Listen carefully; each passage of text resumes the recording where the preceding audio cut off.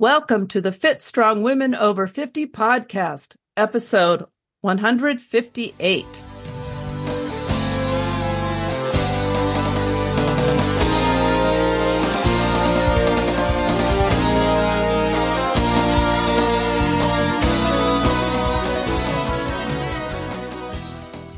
Hi, everyone. I'm Jill. And I'm Chris. Jill and I are your hosts for this podcast and the founders of the Becoming Ellie community. In case you're wondering, we decided to name our community Becoming Ellie because Ellie was the Norse goddess of aging who beat Thor in a wrestling match.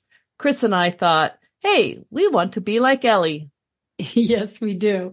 And you can find out more about the Becoming Ellie community and this podcast at our website, becomingellie.com.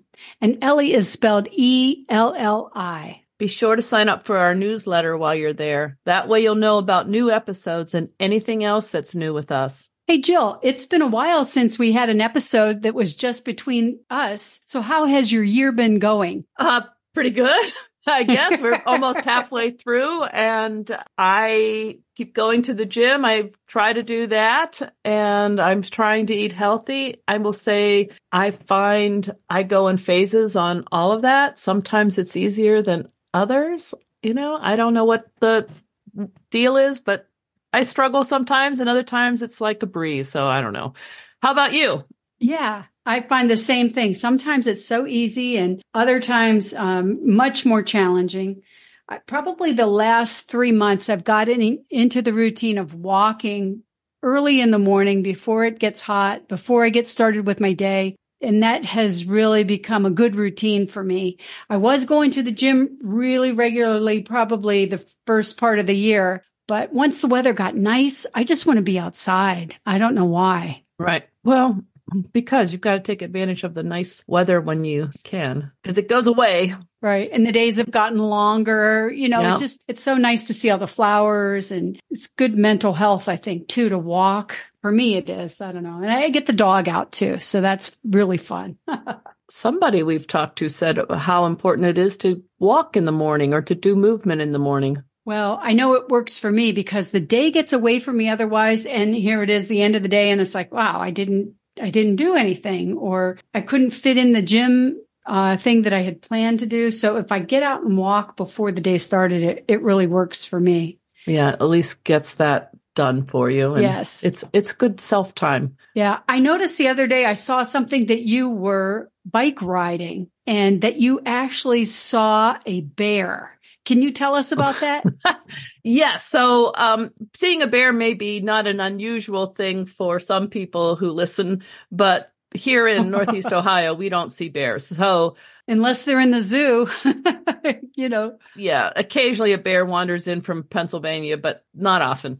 But I was in West Virginia. I was in southeastern West Virginia, and I went on the most beautiful trail I have seen. It was gorgeous. It was called the Greenbrier River Trail. Oh, it does sound nice. Was it a paved trail or? No, well, it was like an old train to trail path. So okay. It was flat, even. It was not paved. It had really fine, like gravel. It was easy to ride the bike on. Sort of like limestone? Yeah, it wasn't limestone, but like that. And very easy for bike riding. I would guess like pushing a stroller or something would also be fine, but it was not paved.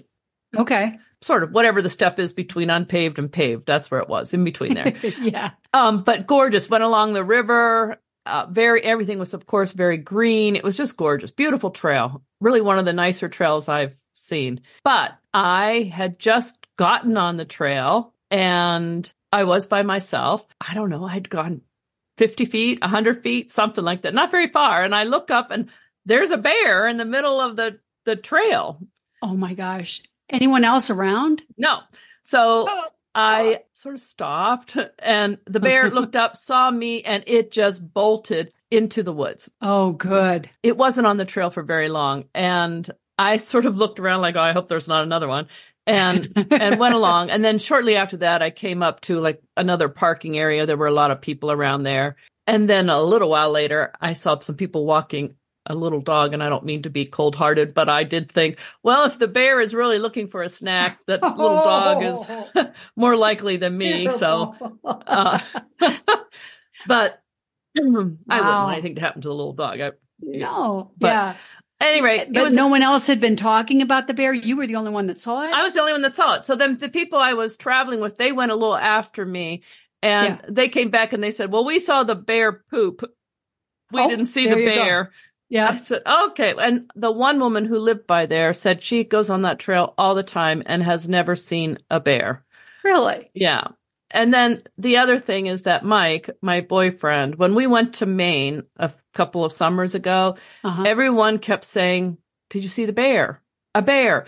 And then when we were in another part of West Virginia, even longer ago, people kept seeing bears, and Mike never saw a bear. So it's been like this thing that Mike never sees a bear. Well, he dropped me off on the trail. Oh, and he didn't see it. And he did not see the bear. And so I had to actually stop and text him like, I just saw a bear. So it was fun. And the bike ride, it was in the morning, so it was before it got really hot, and it was it was a beautiful, beautiful trail and a beautiful bike ride.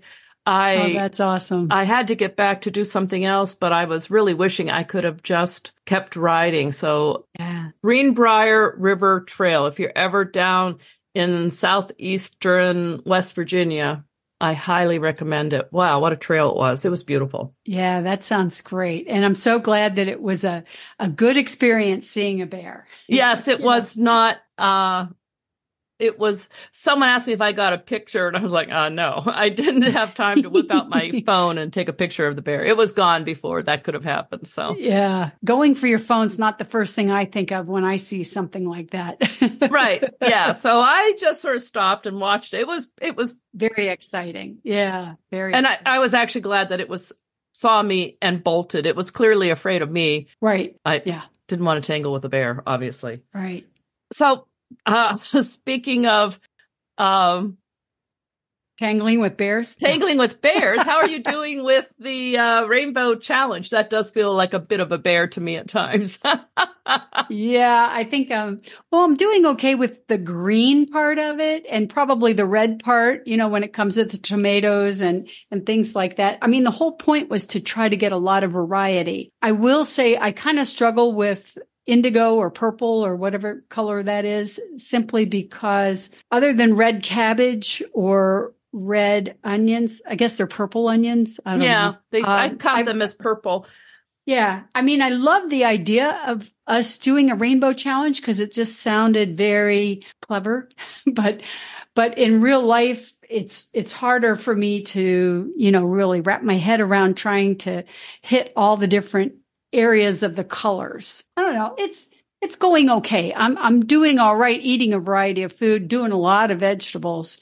But as far as the rainbow part, I don't know. Okay. So weren't you telling me about some salad that you make this summer? Because I think it has. Tell me about it again, because it had a bunch of colors in it. Well, my favorite salad, you know how like you get on a routine or something? My favorite salad for this season has been to start with that spring mix, you can get the bagged salad or the large thing of a spring mix. And I use that as a base. I often chop that all up, and then I add to it feta cheese and cherry tomatoes. I like to cut those in half. Then I chop up a lot of different things. I chop up fresh mushrooms, walnuts, some olives, yellow peppers. If I have a avocado that is ripe, I'll get one of those and chop that. And then the protein is, well, I guess there's a little bit of protein in the walnuts, but anchovies. I am just loving anchovies. I say anchovies. It's really sardines, but they're in a can. I guess I think of it as anchovies, but it's sardines. I like to have them in water. Oh, so they're not anchovies. They're sardines. Right. I call them anchovies, but they're really sardines. It's funny. Sardines have the backbone in. I mean, they have bones in them, but you eat that part too. I just find that really tasty. I usually use a squeezed lemon as the dressing, or maybe a little bit of olive oil and vinegar. Just depends on the day. Okay. So the anchovies, I was thinking that you were making like sort of a classic Caesar salad, which has anchovies in it, and and a mix of that with summer salad. So, because I use tuna sometimes and I use sardines sometimes on my salad.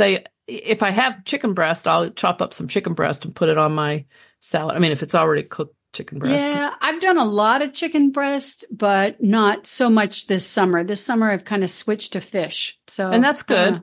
Yeah. Salmon, if you have any. Do you eat salmon? Oh, yeah. I do eat salmon. I usually don't put it on a salad. I will make that like a main course kind of thing and, have broccoli or another green, like, I don't know, green beans or something like that with it. I just love the big hunk of salmon. And I like to roast that. I haven't put it in the air fryer. I usually cook it in the oven or in the skillet on the stove there with just a lid over top of it. I love salmon. Sure. Okay. Well, sometimes if I have leftover salmon, I throw it on my salad the next day for lunch. We never have leftover. Okay. So you usually have a leftover salmon for lunch or leftover chicken breast. What do you do for lunch? If I have those things, I use them. I usually have a big tub of baby spinach and I might have some other lettuces and I'll mix that all up. And I try to buy the like veggie slaw prepackaged things that, it's like all these vegetables that are all matchstick size things. I found that's like a really easy way to put a sprinkle of that on top of my salad. It feels like I'm getting something crunchy and it gives me more colors. Right. Yeah. I do that. If I have red cabbage, I'll slice that up and throw that on there. And then I sort of alternate between a nut, walnuts or pecans or whatever, or I have some mixtures of like pumpkin and sunflower seeds.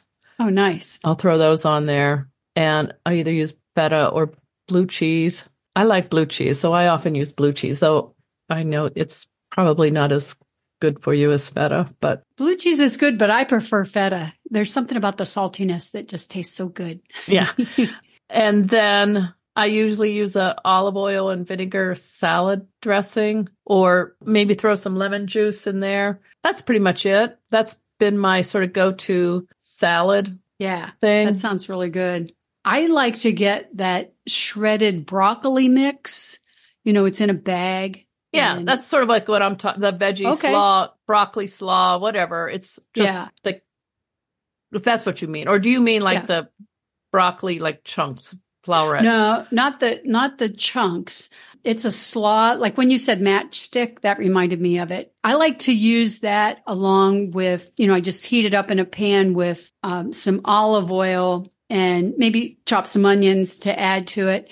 And then I'll cook some ground turkey and have that all mixed together. And I call that inside out egg rolls because I'll add some soy sauce to it. And that really is delicious. It makes almost like a dinner kind of thing where it's not very expensive and it's not very high calorie, but it's quite satisfying. Inside out egg rolls. Yeah. Okay. I think you have a recipe. That recipe, I think, is on the Becoming Ellie website. Yeah, I think it is. I used to make it with more chopped cabbage, and I find that it's just so much easier to grab the broccoli slaw and make it that way. I'll have to rewrite that recipe the way I do. Add pictures. Yeah. Yeah. My thought now is to have really tried to allow myself to use things that make it easier. So buying the bag of the broccoli slaw or the rainbow slaw or whatever they call it is an easy way to get your vegetables in without having to chop everything up. Yeah. And there's something about having something that's already halfway ready before you even start. It makes it more likely that I will reach for that than something that later I think, why did I make that? I really should be eating more healthy or what have you. So to buy something that's a little bit more pre-prepared, it's not the packaged food that, we always are worrying about. It's not the ultra processed food. It's just not at all. No, it has carrots in it, a little bit of red cabbage, but it's mostly broccoli. And I think what it is the broccoli stems that they have cut up into tiny pieces. So it cooks fairly evenly and it's not the top of the broccoli, but you could certainly make it yourself. Yeah. Again, I've never cooked that. I buy it frequently, but I've never cooked it. Oh, it's easier to eat. It's not quite it's still crunchy, but it's not quite as crunchy when you eat it in a salad. And I've done that too. I've added it to my salad, but I've chopped it all up into little pieces because it's a lot of chewing. So what else have you been doing this summer, food-wise? Well, I don't know about if the heat has bothered you, but I'm just finding the past few weeks we've had a heat wave here in Ohio. So anything cooking wise, I've tried to do very early in the morning, like after my walk when I'm getting ready for breakfast. I'll maybe start the oven and put in a sheet pan and roast vegetables, sweet peppers, cabbage, maybe some broccoli heads, the crowns or what have you, or cauliflower, what have you. It's just get those vegetables ready so that I have them later in the day for whether it's for lunch or usually for dinner, because I love roasted vegetables so much, but I really can't face putting the stove on in the heat of the day. It's just too much. If I do it while I'm cooking breakfast, it's done without me even realizing that, I'm cooking, if you will. The other thing, talking about making things easy, I purchased one of those silicone mats. You know what I mean? It's a baking mat. And so it's easy to clean up. It's supposed to be food grade up to 500 degrees and doesn't release any chemicals when you're cooking. And I certainly hope that's the case. It's supposedly safe, but I sure do love to use it. It's easier than parchment, or certainly easier than using the aluminum foil. If I was going to cook something really high heat, I definitely want to have that aluminum foil. So that's another way I've made it easy. So you just put that on top of a baking tray? A cookie sheet. Yeah. Okay. Yeah, right on top. And it cleans up so easily, and you really don't have to use any oil or anything because it doesn't stick. Things don't stick to it. So I bought a silicone, like for making egg bites, like like how you can buy egg bites at Starbucks. Those cute little things. These are they're like round, almost like a muffin, but they're little round circles. And it's and you can put it in the Instapot, in your Instant Pot. And I just mix up usually like a couple of eggs and then some egg whites. And then I put in some veggies, broccoli, whatever I have. The veggie slaw stuff would be good in that too. Yeah. Anything like that. If I have any breakfast meat or something I want to use up, I'll throw that in there. Maybe a little cheese. Yep. And then I cook it in the Instant Pot, and I'll tell you what, it's good, and it's better. I mean, it's as good as anything I've bought, like at the Starbucks or wherever, and easy. And then it's like a little mini quiche. Yeah, exactly. With no crustless quiche. Crustless quiche. And sounds great, Jill. I can keep them in the refrigerator. I don't only make like 6 at a time, so I haven't actually frozen them, but I'm sure you could freeze them. Boy, that sounds great. I'm going to have to try that. I haven't been using my Instapot like I used to. I don't know. I like it more in the winter, I think. Well, that's it. I bought these things of egg whites, and I was trying to, and egg whites don't have any flavor. So I was trying to I was just trying to come up with something. And I remembered having made that ages ago. So I broke it out and tried it. It was the nice thing is you can use whatever you have. Yeah. That's cool. If you have cheese, you can use whatever cheese you have. If you don't, you can just throw in more vegetables. You can use frozen vegetables, leftover vegetables. It doesn't really matter. Yeah. Yeah. Because I do love those kind of flavors that you just described. I'm going to have to try. How long do you cook it in your Instapot? You just... Not long, because, the Instapot doesn't take long. I want to say, I'd have to look it up, but I think 8 minutes, 10 minutes. 8 minutes. Okay. Something like that.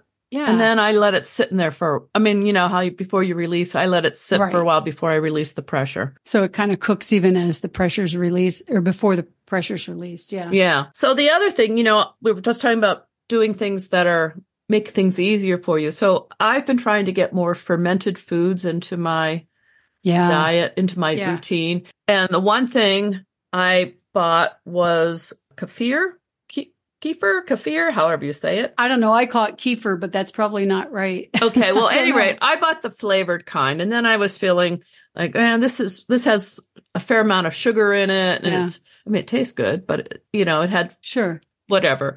So rather than beating myself up about it, I bought a bottle of plain. Because originally I thought I would buy plain kefir, whatever, and mix my own vegetables in it. But I had this flavored stuff. So what I did was I pour half a glass with the flavored, half a glass with the plain. So I still get the fruity, sweet flavor from the one, but it dilutes it a bit, makes it a little more tart.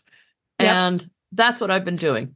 So cool. It makes me feel a little more virtuous because I'm reducing the sugar but it still tastes good. And it's very easy. Yeah. Easy to get the fermented foods in there. Yeah.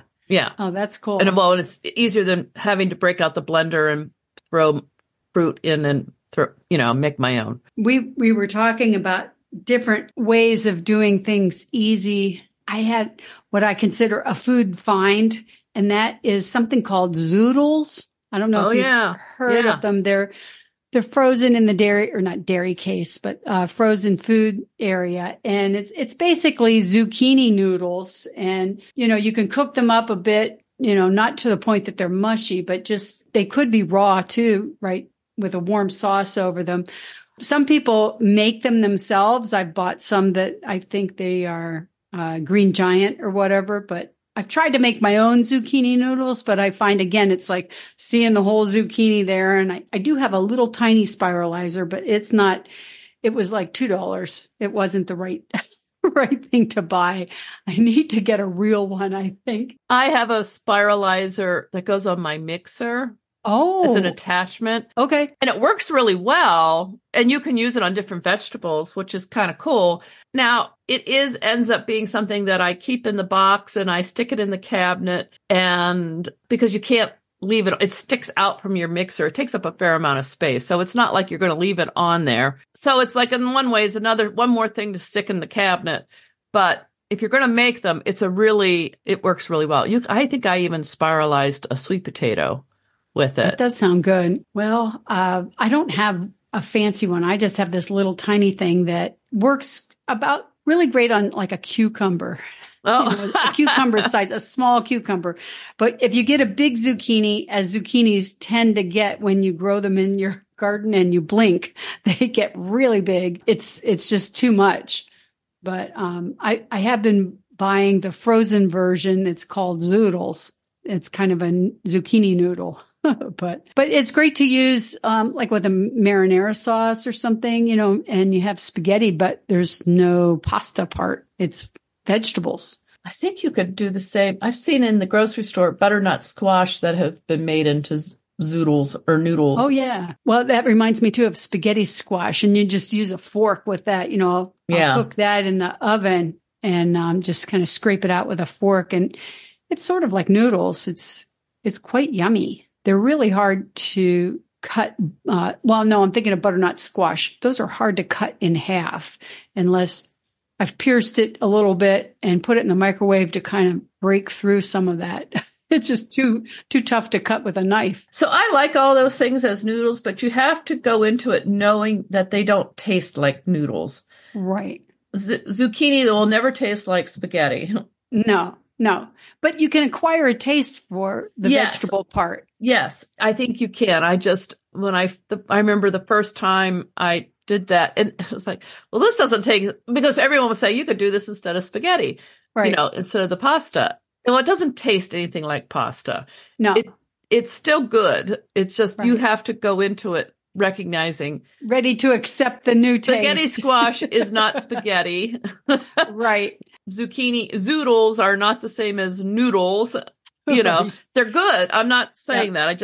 It's a mental thing. I think that you just can't think, oh, hey, it's just as good as my buttered noodles. Well, somebody else was telling me that they had got this julienne peeler stainless steel kind of vegetable cutter thing off of Amazon. And I was going to look that up. It wasn't too expensive, something like $15. I was thinking about trying something like that instead of my little tiny spiralizer.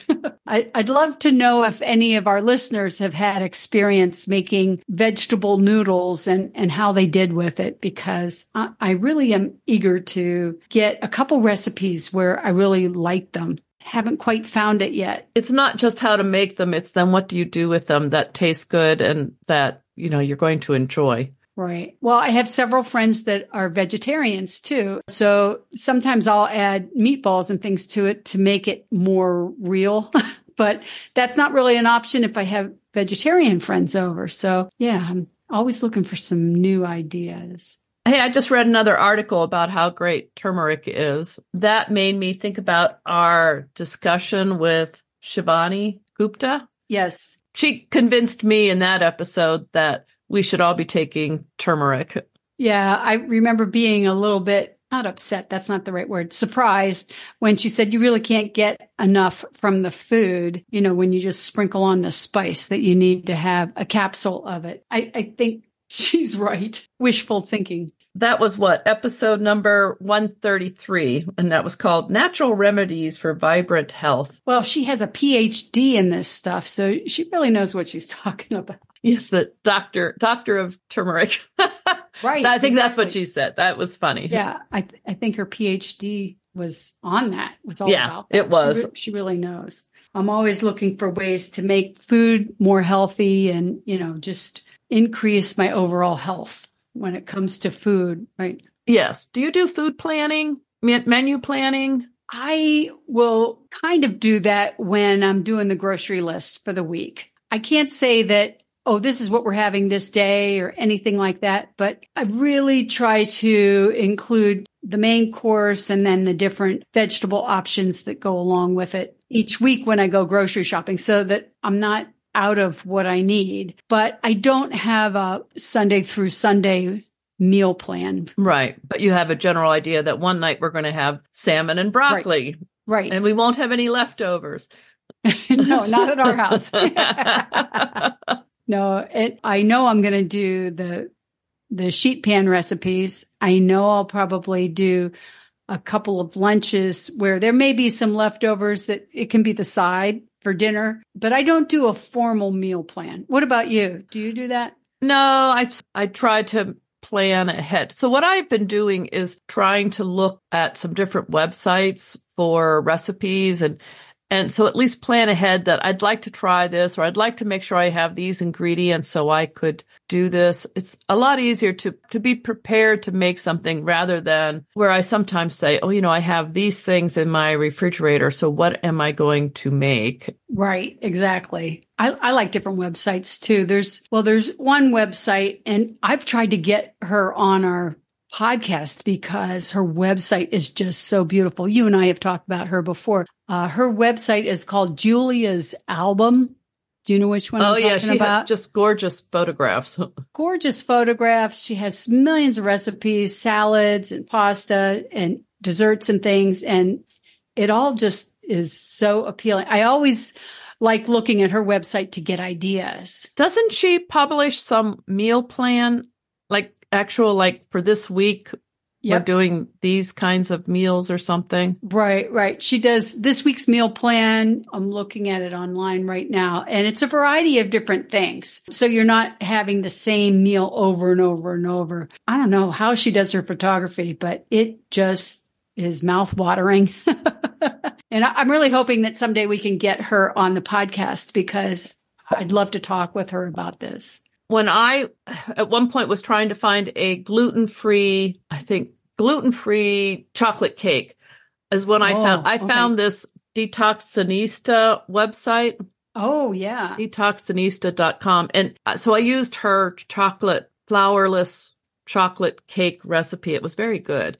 But that sort of led me to her, and her website she does have some fish. It's not all it's a lot of plant-based foods, some seafood. I don't know if she has any meat on there at all, but most of her recipes are gluten-free, low in sugar, a good option. And again, she has good photographs. Yeah, I think the photographs really make the website. I've tried to take a lot of the pictures of things that I cook for our website, and I really would like to improve my photography because I want to share some of the things that I found, but I want to hear from other folks too. Yes. So I don't know if you ever look at the Darebee website, No. Darebee.com. I haven't heard of that one. Is it about beets? No, that's her. I'm going to tell you about her food one, but Darebee is this workout site. It's a fantastic site that gives you lots of different exercises to do. And then she also groups them into, like, if you're trying to do upper body strength, or you're trying to do exercises without equipment, or you have equipment, whatever. It's a fantastic site for fitness. I really like it.